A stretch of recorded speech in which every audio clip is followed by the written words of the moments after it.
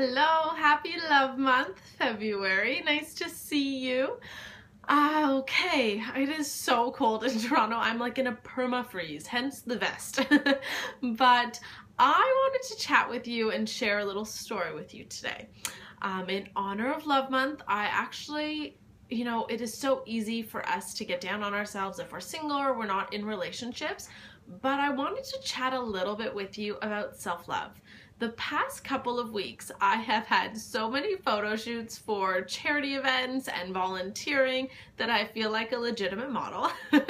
But a really interesting thing is I am actually helping to host a bachelor and bachelorette auction.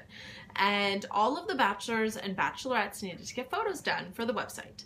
And it was so fascinating that without fail, these beautiful men and women, when they got their photos back from their photo shoot, every single one of them had something critical to say about themselves.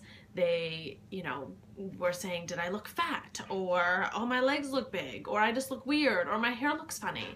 And it was so a shame because these are such beautiful people inside and out, and all they could see were their flaws.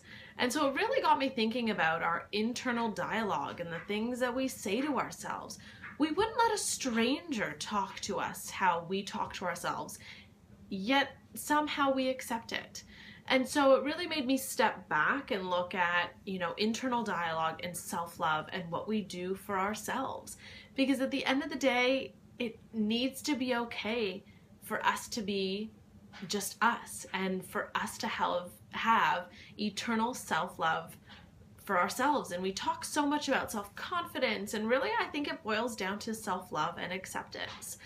And it is just such a beautiful thing when we can get to that point and be in full acceptance and love of ourselves.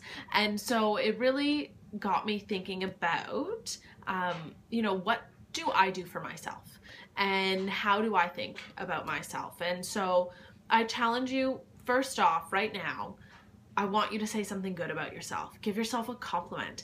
Every single person that told me in that photo shoot that they didn't look the way they wanted, I made them give themselves a compliment. And even before the photo shoot, I made them give themselves a compliment, because it just changes your mindset. And really look at your internal dialogue and think, what am I saying to myself on a regular basis? Would I let somebody else talk to me this way? And if not, cut it out. And it was so fascinating. A friend of mine sent me a newspaper article of this woman she must have been in her 60s, and she wrote herself a letter to herself at different ages. And it was so fascinating because she wrote a letter to herself. This was specifically to herself in her 20s and her 30s, and she said, wear your bikini more. The ironic thing is that we are the most critical of ourselves when we are at our most beautiful, our most effortlessly beautiful selves. And she goes, if I knew back then, I would have worn my bikini doing the laundry, and I would have folded the sheets in the buff. And I just thought that was really cute. And so I'm gonna vow to wear my bikini more, but also do things every day that are for myself. And what is it for you that you can add to your daily routines and your daily to-do list for you? Aesthetically, obviously, we have doing your nails and wearing cute undergarments and dressing up and doing your hair and doing your makeup, going to the gym. But what about the things that feed our soul? Reading books, doing crafts, having great conversations. Maybe it's watching interviews. And so really look at what would feed your soul and what would make you feel fulfilled on a daily basis, and add those to your to-do list, because if we don't take care of ourselves, well, nobody else will.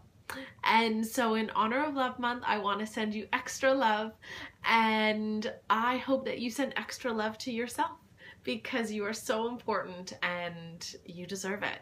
So have a wonderful day and share self-love with yourself today. Okay, I love you. Bye.